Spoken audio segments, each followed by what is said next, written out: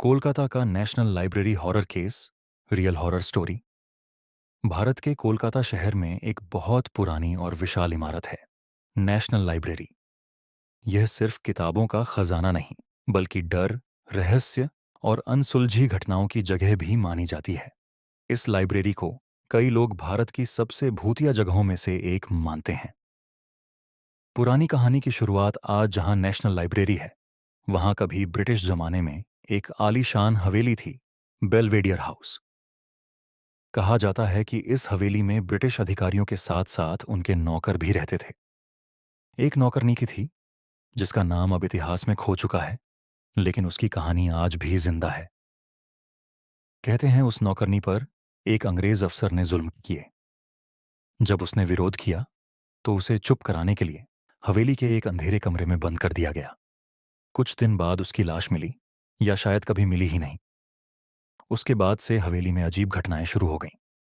Library बनने के बाद भी डर खत्म नहीं हुआ। जब भारत आजाद हुआ और यह जगह नेशनल लाइब्रेरी बनी, तो लोगों ने सोचा अब सब ठीक हो जाएगा।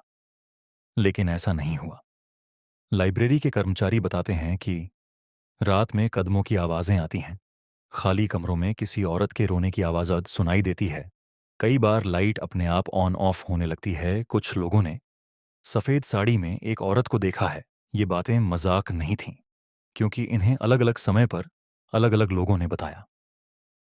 सिक्योरिटी गार्ड की गवाही।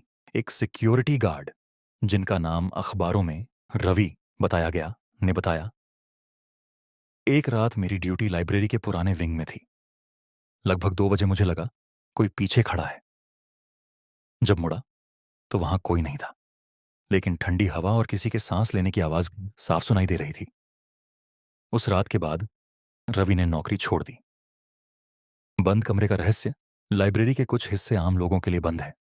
स्टाफ कहता है कि वहां कुछ फाइलें और किताबें अपने आप गिर जाती हैं, जबकि कमरे बंद रहते हैं। एक बार एक कर्मचारी ने बताया कि उसने बंद कमरे के शीशे में किसी औरत का चेहरा देखा, लेकिन जब पलटा तो कोई नहीं था। उस कर्मचारी को कई दिनों तक बुखार रहा और वो आज भी उस जगह पर जाने से डरता है।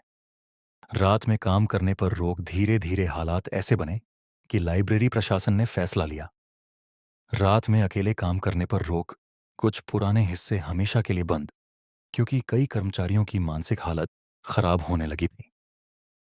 क्या आज भी वहां कुछ है? आज भी जो लोग वहां काम करते हैं